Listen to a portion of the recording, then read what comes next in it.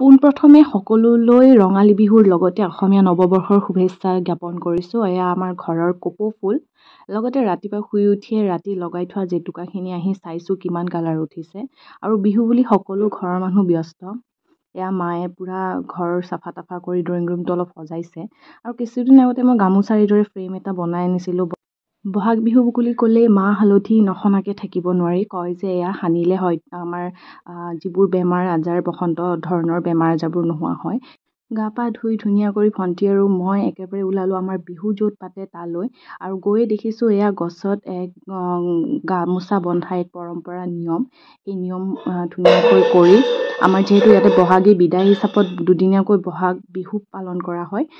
তাৰে আজিৰ আনুষ্ঠানিক আৰম্ভণি। আৰু এয়া হুঁচৰি আমাৰ সৰু সৰু ল'ৰা ছোৱালীবিলাকৰ আমাৰ স্থানীয় ইয়াৰে সৰু সৰু ল'ৰা ছোৱালীসকলে কিছু বিহুগীত এনেকৈ নাচিলে। আমি সকলোৱে বহুত বেছি ফূৰ্তি কৰিলোঁ বহাগ দিনটোত। বহাগৰ এই প্ৰথম দিনটোত আমি প্ৰত্যেকবাৰে এইদৰেই আমি সকলোৱে মিলি উদযাপন কৰোঁ। আৰু ময়ো অলপমান গান চান গালোঁ বিহুগীত চবেই মিলি একেবাৰে বিৰাট ফূৰ্তি একদম। আৰু কি গাইছোঁ নাগাইছোঁ নাজানো, আপোনালোকক ভাবিলোঁ এবাৰ শ্বেয়াৰ কৰি থৈ দিওঁ। আৰু শেষত আমি সকলোৱে মিলি এইদৰে জলপান খাওঁ, দৈ চিৰা।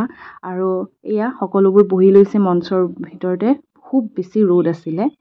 তাৰপিছত ঘৰ আহি পাই আমাৰ যিহেতু চাংকিকো এখন গামোচা পিন্ধাই মায়ে কৈছে এখন ফটো উঠাই থওঁ, কিন্তু মই অলপমান ভিডিঅ' কৰি ৰাখিলোঁ। এয়াই আছিল আজিৰ ভিডিঅ'টি। বহাগ বিহু বুলি আপোনালোকৰ বাবেও মই ভিডিঅ'টি আগবঢ়ালোঁ। আৰু বিশেষকৈ মই মোৰ এই বিশেষ দিনটো ধুনীয়া কৰি সাঁচি ৰাখিলোঁ। আৰু শেষত পুনৰবাৰ আপোনালোকলৈ ৰঙালী বিহুৰ বহু বহু শুভেচ্ছা।